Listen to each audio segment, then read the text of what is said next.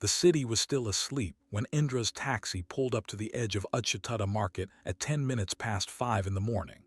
He had asked the driver to stop before the main gate. 4 years abroad had changed him in ways he could not yet name, and he wanted to walk the last stretch alone, to hear his own footsteps on the road where he had grown up, to smell the wood smoke and diesel, and the faint sweetness of overripe plantain that had always meant home. His suitcase rolled behind him with a soft, uneven rhythm. The sky was that particular color it turned only in the tropics before dawn, a bruised violet, threaded with the first orange of a sun that had not yet lifted itself over the low tin roofs. He had not told her he was coming. That had been the plan for weeks. He wanted to surprise her. He had rehearsed the moment 100 times on the plane. He would walk into her shop just as she was opening for the day, and she would look up from her ledger, and her mouth would fall open the way it always did when something joyful caught her off guard. And she would call his name, Indra, Indra, my Indra, and he would set down his bag and hold his mother for the first time in 4 years. Instead, he found her sleeping on the doorstep of her own shop. He almost did not recognize her. The bundle at the door looked at first like a pile of rags left by a beggar, a floral wrapper wound tight around a small figure curled against the wooden shutters, one thin hand tucked beneath a cheek. Beside her, an old rubber slipper had slipped off her foot and lay upturned on the cracked concrete. And there, close to her chin, clutched even in sleep as though it were the last thing in the world worth guarding, was a phone. An old Nokia, the paint worn off its edges, its little screen dark. He had mailed that phone to her 7 years ago. He had forgotten it existed. Above her head, the sign he had commissioned in the year of her 58th birthday still hung, Susan's Provisions, though the paint had cracked along the top and someone had painted over the smaller line beneath it. And on the shutters, running through the iron loops of the doors, was a chain, a heavy chain, fastened with a padlock he did not recognize. Indra stood there in the coming light and could not, for a long moment, make his body move. He had built this shop.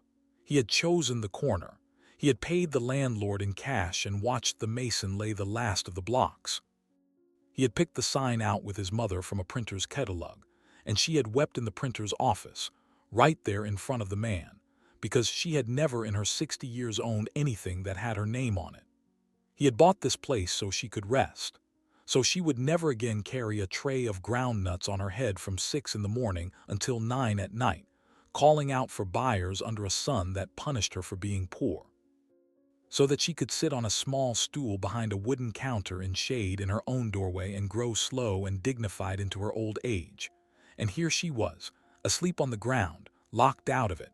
He knelt beside her and very softly, so as not to startle her, he laid a hand on her shoulder. She was cold, she was so thin. Under the wrapper her shoulder was the shoulder of a bird. "Mama," he whispered. "Mama, it's me, it's Indra."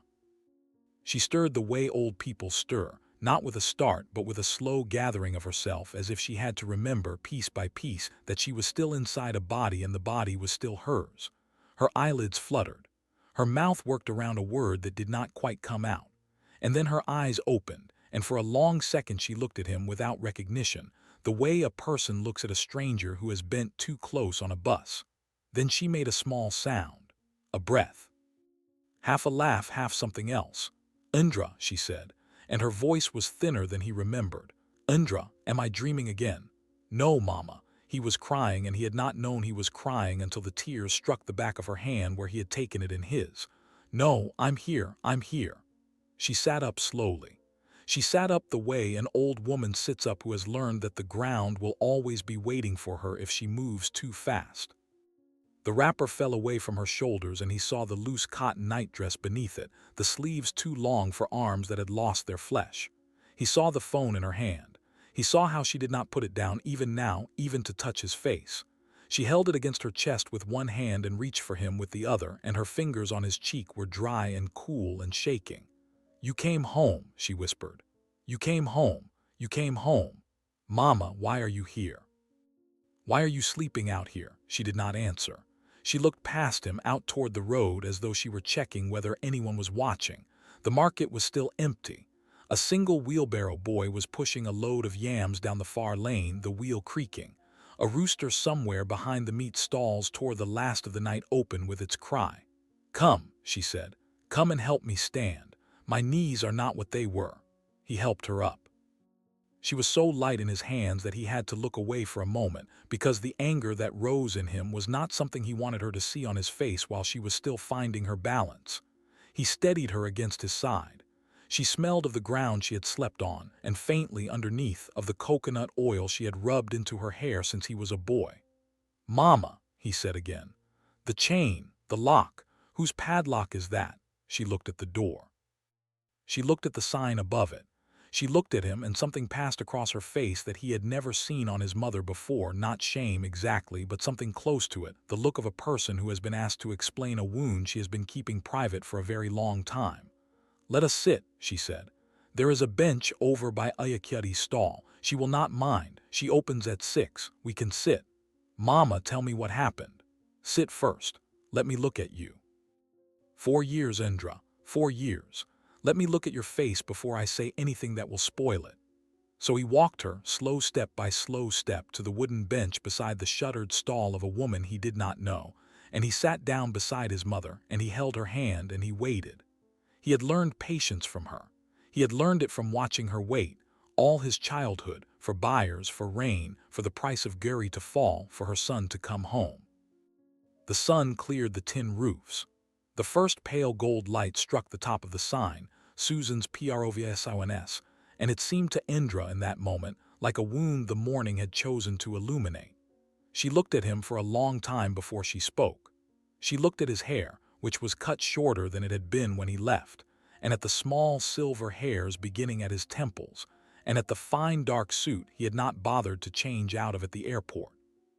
She touched the lapel of his jacket with the back of one finger, the way a woman touches something in a shop she has been told all her life she cannot afford. "You have become a man," she said. "You have become a fine man. Mama, let me say it. I did not know if I would live to say it. Let me say it." He was silent. He held her hand.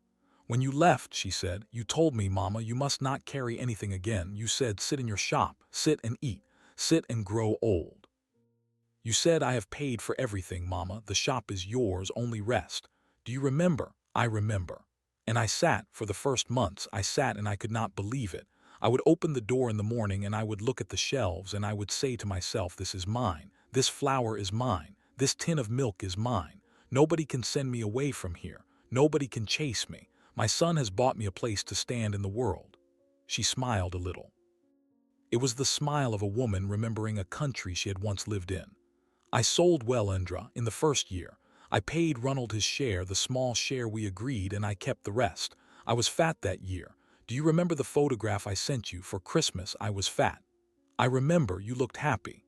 I was happy." She fell quiet. A woman passed at the far end of the lane carrying a basin on her head, calling out in a low voice, "Plantain, plantain, sweet plantain." Her call was the first ordinary sound of the ordinary morning, and it struck Indra as strange that the world was going on, that plantains were being sold, that somewhere in the city a child was being dressed for school, while his mother sat beside him on a wooden bench looking at the door of her own shop as though it were the door of a house that had turned her out. "Ronald came to me," she said, "when it had been a little over a year.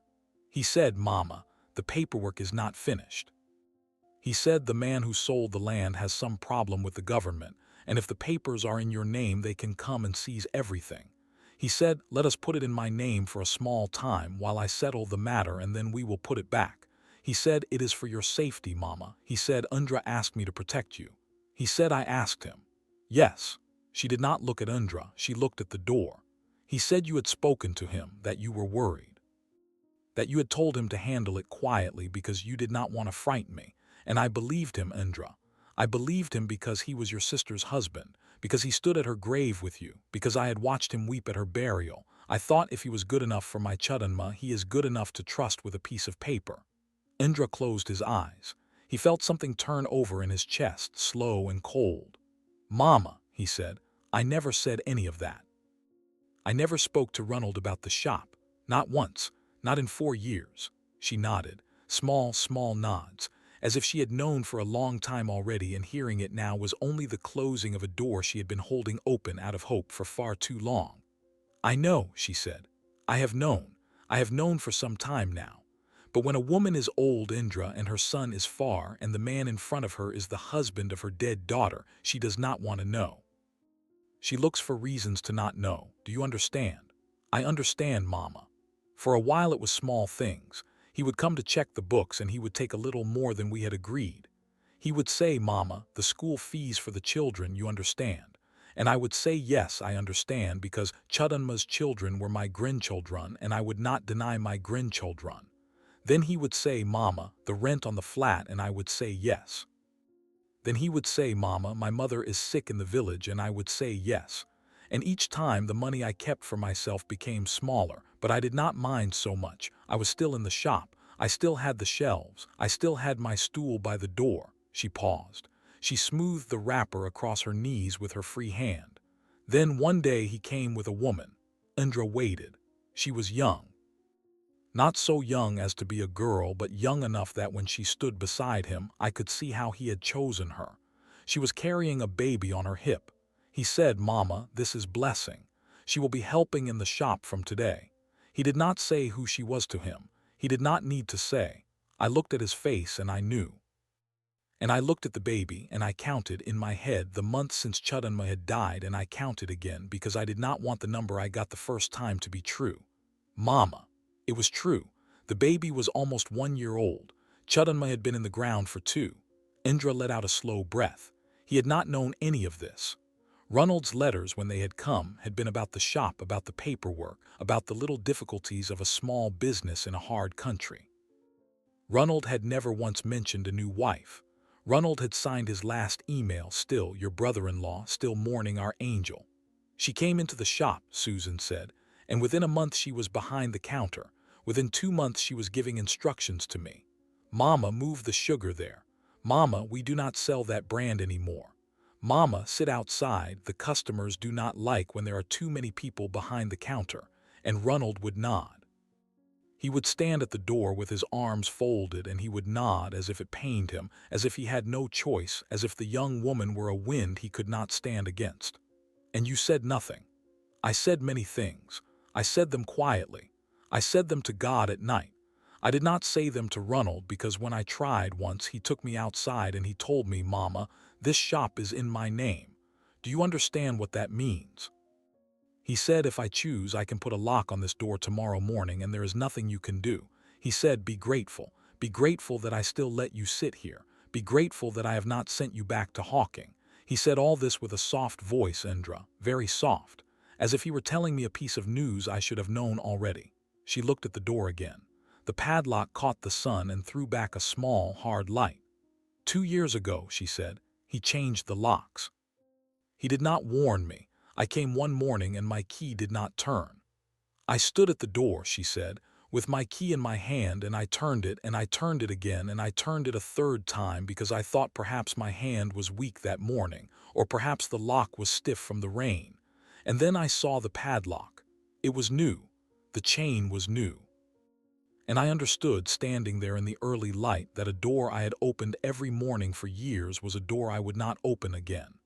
"What did you do?" "I sat down, on this same doorstep. I sat down and I waited, because I thought perhaps it is a mistake. Perhaps Ronald has changed the lock for security, and he has forgotten to give me the new key. I did not want to think the other thing. The other thing was too large to think, standing alone in the street with a basket of my breakfast in one hand. And when he came at 9 o'clock with Blessing. He was surprised to see me there. He had thought, I believe, that I would go away, that I would understand without a conversation, and I would go away and he would not have to look me in the face. But I did not go away. I sat. And when he came near, I stood up and I said, 'Ronald, my son, my key is not turning.' And he looked at me for a long moment, and then he looked at Blessing, and then he said, 'Mama, we need to talk.'" She smiled faintly. It was a tired smile. "We talked for a long time that morning. He was very gentle. Ronald is always gentle when he is taking something from you. He said, 'Mama, the shop is not working the way we thought.'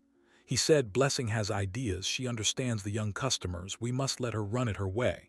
He said, 'Mama, you are old. You should rest.' He said, we will still bring you things. We will still bring you your rice, your soap, your tea. You do not need to sit here in the sun. Go and rest at home. At home? Whose home? She looked at him. That is what I asked him. Whose home, Ronald? Because the small room I have been sleeping in is at the back of this shop. You know that. You are the one who arranged it so I would not have to pay rent somewhere else. So I asked him, where am I to go? And he said, Mama, we will find you a place. He said, be patient. He said, in the meantime, you can sleep at the back for a little while longer, and during the day you can sit on the veranda, and if you want to be useful, you can sweep the front and the customers will drop small coins for you. Sweep the front. Yes. For coins. Yes. Indra did not speak. If he had spoken in that moment, he did not know what would have come out of his mouth, and he did not want his mother to hear it. I did what he said, Susan continued, for a time, because what else was I to do? I had no key. I had no paper. I had a son who was far, and I did not want to tell him. I did not want him to leave his work and come flying home for his old mother's small trouble, so I swept the front. I sat on the veranda. I ate what they gave me. And I told myself, this is only for a season. He will come back to himself.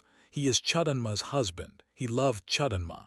He will remember one day that Chudanma called me Mama, and he will remember what that word is supposed to mean. But he did not remember. No, she said. He did not remember, and after some months, Blessing began to sleep in the back room. She said the baby cried at night and she needed to be close to the shop, close to the goods, close to where she could watch the deliveries. She did not say to me, get out. She simply put her things in the room, her clothes on the nail where mine had hung, her basin under the bed where mine had been, and I understood. Where did you go? To Ayakyuti, to the woman whose bench we are sitting on now. She has a small room behind her stall and she let me sleep there for a while. She would not take rent. She said, Mama Susan, you carried my daughter on your back when I was in the hospital, do you remember? You do not owe me anything. Sleep. Sleep as long as you need. She is a good woman. She is a good woman, but she is not a rich woman, and her room is small, and she has grandchildren of her own, and I could not stay forever. So after a time I began to come back here at night, when the market was closed. To the doorstep, she nodded. Why, Mama? She was quiet for a long moment. She looked down at the phone in her hand. She turned it once slowly in her palm, the way a person turns over a small stone at the edge of a river. Because, she said, one afternoon a man came, a stranger. He was well dressed. He stood in front of the shop and he looked at it for a long time, the way a man looks at a house he is thinking of buying. And then Ronald came out and they shook hands and they went inside together and they closed the door. I was sweeping outside. They did not think I could hear. But the walls of that shop are not thick, Indra, you know that. You watched them build it. I know. I heard the stranger say how much, and I heard Ronald say a number, and I heard the stranger say, is the paperwork clean? Is the deed in your name? And I heard Ronald say, yes, it is in my name, everything is in my name, do not worry about that. I heard him say, the old woman has no claim. I heard him say, my brother-in-law is abroad, he does not even know how the shop is doing, he will not interfere. I heard him say, by the time he comes home, if he ever comes home, the shop will already belong to you. She lifted the phone. And that was the day, she said, that I remembered this. The phone you sent me 7 years ago. The one I had put in a tin under my bed because the buttons were too small for my old fingers and I could not read the small letters on the screen. I went to Ayakyuti's grandson. He is a boy of 14. He is clever with these things. I said to him, my son, is there a way to make this phone listen? Is there a way to make it remember what people say, even when I am not holding it? And he laughed. He said, Mama, of course. He said, this is a very simple thing. He showed me a small button. He said, press this and it will listen. Press it again and it will stop. And whatever it heard will be saved inside and you can play it back. She looked at Indra. Her eyes in the strengthening morning light were very clear. So I began to press the button, she said, every day for 2 years. Indra looked down at the little knuckle in her hand and he understood at last why she had been sleeping on the doorstep. 2 years, he said, 2 years. Mama, I did not know when you would come. I did not know if you would come. I only knew that if I did not keep the phone close, if I did not press it every time Ronald raised his voice, every time Blessing spoke of the buyer, every time the man came back with his questions and his offers, Then when you did come, I would have nothing in my hands but my own old woman's word against a man with a paper. And in this country, Indra, an old woman's word is a light thing. A paper is a heavy thing. I needed something heavier. He put his hand over hers over the phone, and he could feel the small, worn edges of it under his palm. Why the doorstep, Mama? Why sleep here? You could have slept at Ayakuti's. You could have kept the phone there. Because, she said, the buyer began to come at night. At night? Yes. In the beginning, he came in the afternoons. Then, after a time, Ronald told him to come after the market closed. I do not know why. Perhaps because Ronald did not want the other traders to see. Perhaps because the man was measuring the shop, counting the shelves, deciding what he would tear down and what he would keep. They would come at 9, at 10, sometimes at 11 at night. They would open the door with Ronald's key, and they would go inside and they would talk. And if I was not here, I would not hear them. And if I did not hear them, I could not press the button. So you slept here. I slept here, under my wrapper, with the phone in my hand. And when I heard the key in the lock, I would press the button, and I would keep very still, and I would breathe like a woman who is sleeping, and they would step around me, and they would go inside, and they would talk. They stepped over you. They stepped over me. Ronald stepped over me. Blessing stepped over me. The buyer stepped over me. Sometimes the buyer would say, "Is she all right, that old woman?" And Ronald would say, "She is a beggar. She sleeps here sometimes. The market people give her food. Do not mind her." And they would go in and close the door. Indra felt something in his throat that he could not swallow. He looked away, toward the road. The plant and seller had come back. She was walking the other way now, her basin lighter on her head. The market was beginning to wake. 2 men were rolling up the shutters of a stall 3 doors down. A radio somewhere had come on, playing a soft gospel song. "He called you a beggar." "Yes." "To a stranger in front of the door of the shop that I bought for you." "Yes." He did not speak for a long time. She let him not speak. She had lived long enough to know that some silences must be given room to finish themselves. "Mama," he said finally, "do you know what is on the phone?" "I know some of it. The boy showed me how to listen back. I have listened in the afternoons at Ayakuti's when Ronald was not at the shop. I have listened to Ronald saying the shop is his. I have listened to him telling the buyer that the deed is in his name. I have listened to him laughing about you. I have listened to Blessing saying that when the sale is done, they will send me back to the village, and if I refuse, they will call it a family matter and no one will interfere. They said this. They said this. And the phone remembered. Indra took the phone from her hand very gently, as if it were a thing that might break, though he knew already that it was the least breakable thing in the world. He weighed it in his palm. Such a small object. Such an ordinary, unglamorous object, the kind of phone a man abroad sends home to his mother because it is cheap, because it will last, because the battery holds for a week and the buttons are large enough for old fingers. He had sent it and forgotten it. She had kept it and remembered. "Mama," he said, "do you still have the deed?" "The deed? The paper. The one the lawyer gave us when we bought the shop, the original. Do you remember? I told you to keep it somewhere safe." I said, "Mama, this paper is more important than money." Her face changed. A small light came into it. "I have it," she said. "Where?" "Under the floor, in the back room, under the 3rd plank from the door. I put it there the day you flew back, Indra. I dug a small hole. I put the paper in a plastic bag, and I put the plastic bag in a biscuit tin, and I put the biscuit tin under the plank, and I put the plank back, and I put my mat over it.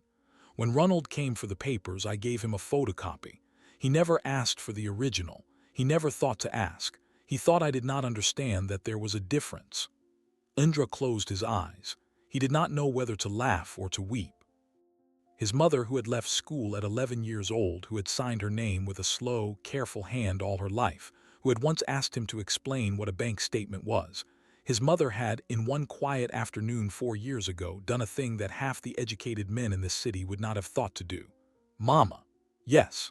You are the cleverest woman I know," she smiled. It was a real smile this time, a small, tired, entirely herself smile. "I am a market woman, Indra. A market woman learns to keep 2 things, what is on the table for people to see, and what is under the table for herself." He laughed. He could not help it.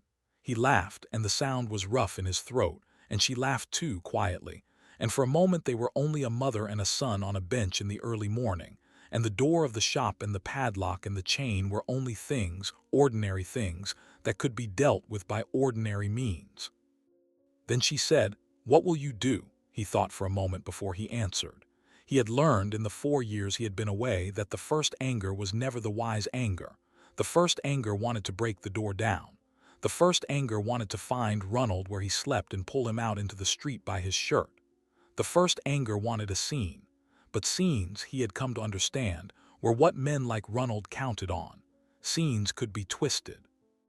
Scenes could be told back as the story of an ungrateful son who had come home from abroad and shamed his sister's husband in public without cause. He wanted something else. He wanted a room full of the people whose respect Ronald had spent years cultivating. He wanted a table, and on that table the deed and the phone. He wanted the voice of Ronald himself, played back into the ears of the men and women who had shaken his hand and eaten from his shop and called him a good son-in-law. He wanted the market to be the judge. "Mama," he said, "tell me about the Traders Association. Is Ayaketi still on the committee?" His mother's eyes sharpened. "She is the vice chair," she said. "Good," he said. "Very good." The meeting was called for the following Friday at 4 in the afternoon in the long room above the association's office at the north end of the market. Ayaketi arranged it. She sent word to Ronald that a routine matter concerning stall records was to be discussed, and his presence was required as one of the registered operators. She sent the same word, in the same tone, to every member of the executive committee, and to a handful of the senior traders whose word carried weight beyond their stalls: the yam seller's head, the fabric women's spokeswoman, the man who had run the meat lane for 30 years and who had known Susan since before Indra was born. Ronald arrived a little late in a pressed shirt, smelling faintly of cologne. Blessing was not with him. He walked into the room with the small, easy smile of a man who believes he is entering a room of allies. He shook the hands he was expected to shake. He sat where he was directed to sit. He did not at first see Susan. She was in the corner in a plain wrapper on a low stool. She had been there since 3 o'clock. Indra stood at the front of the room. He had not shaken Ronald's hand. He had not in the 4 days since the doorstep gone to see Ronald at all. He had not sent word that he was home, and Ronald, seeing him now, allowed his face only the smallest flicker before he composed it again. "Indra," Ronald said, "my brother, I did not know you were back." "I came back on Sunday," Indra said. "You should have told me. I would have come to meet you." "I know you would have." There was a silence.